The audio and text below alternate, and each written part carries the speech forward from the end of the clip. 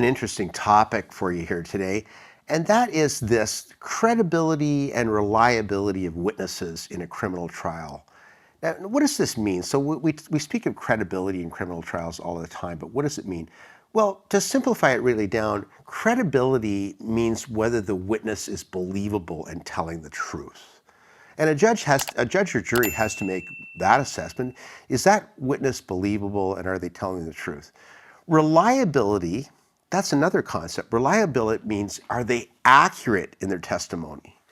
A totally different thing. They're two different concepts. So we speak of them together because in order to find proof beyond a reasonable doubt, for example, in a domestic assault trial or a sexual assault trial, the trier of fact, the judge or jury, they'd have to find that the victim's both credible and reliable beyond a reasonable doubt. And they're two different concepts. And I'm going to give you an example of how they're different. Let's take an eyewitness to a crime. Someone sees a bank robbery in progress.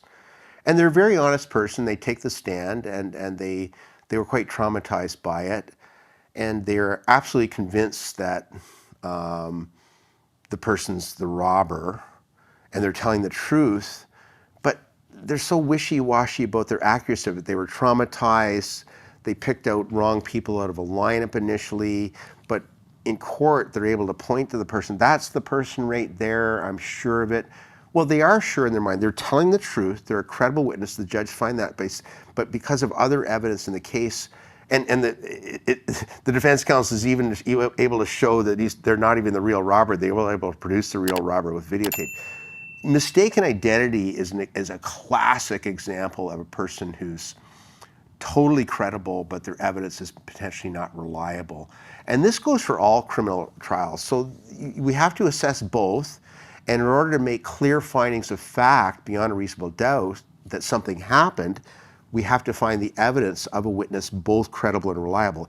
If one or the other is missing, then you really can't pay attention to that witness. And I've heard judges say to juries, members of the jury, it's up to you to decide, or they caution themselves when they're giving a judgment. I'm talking about a jury trial. It's up to you to decide, but I found that witness very believable, but because of A, B, C, D, E problems with their evidence, it's just not reliable or accurate. They're two different concepts. In order for you to accept those facts, you have to bring the two together and find that they were both credible and reliable. So it seems like a simple concept, but it's sometimes, jury members struggle with the concept a little bit. They've come back and asked the judge questions what they meant by it and whatnot, because the jurors might think this person's so believable, but you really have to assess accuracy as well to determine facts beyond reasonable doubt in a Canadian criminal courtroom. Thank you for watching our video. We are absolutely committed to bringing you the best possible criminal and DUI educational videos.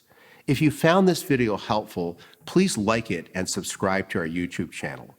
If you've been charged with a criminal offense in Ontario and require our services, please click on the link in the description below.